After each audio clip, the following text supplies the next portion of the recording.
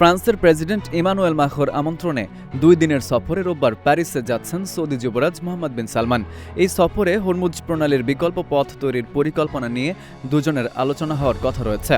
ফরাসি প্রেসিডেন্টের কার্যালয়ের কর্মকর্তাদের বরাত দিয়ে এ তথ্য জানিয়েছে বার্তা সংস্থা এপি। এপির প্রতিবেদনে বলা হয়েছে, বিকল্প পথ তৈরির পরিকল্পনার মধ্যে রয়েছে উপসাগরের বাইরে ওমানের বন্দর দিয়ে বাণিজ্য বাড়ানো, সৌদি আরব সহ বিভিন্ন দেশে তেল পরিবহনের পাইপলাইন সম্প্রসারণ বা দ্বিগুণ করা এবং নতুন রেলপথ নির্মাণ।